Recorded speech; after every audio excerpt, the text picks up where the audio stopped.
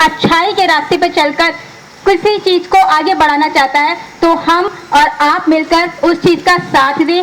जरूरी नहीं है कि हम पूरे 24 घंटे उसके साथ रह के साथ दे सकते हैं, बट एक विचार जो होते हैं इंसान को छोटे से बड़े या बहुत ऊंचे ओहदे पर ले जाते हैं। तो उस विचार के साथ हम उस बच्चे का या उस किसी बड़े का या उस बुजुर्ग का साथ दें, क्योंकि आप भी खुद देखेंगे, मैं भी हूँ, मैं भी एक यंग एज में हूँ, आप भी बुजुर्ग हैं या फिर समान है। अगर हम भी किसी के दिल में या फिर किसी के सामने एक विचार की या एक बात ही हम रखेंगे, इंसान के दिल में वो जख्म कर जाता है, वो मरते दम तक वो जख्म भरता नहीं है। तो मैं यही बात कहना चाहूंगी कि जन चेतना मंच के माध्यम से कि कुछ भी इंसान कोई भी अपनी बातों को रखना चाहता है या फिर कुछ करना चाहता है तो अब मैं साथ में हूँ, मैं उसको अपने तरीके से गाइड करूंगी किस तरीके से काम करे, या हमारा जन चेतना मंच उसके साथ में है।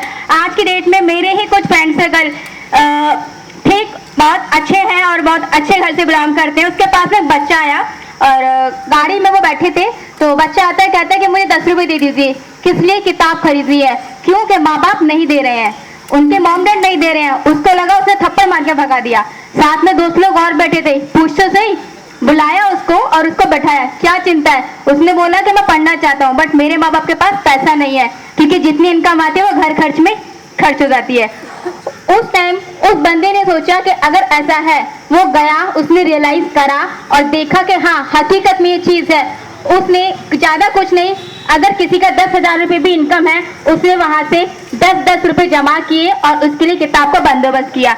ऐसे ही ये बात कुछ और तक फैली, कुछ और तक फैली।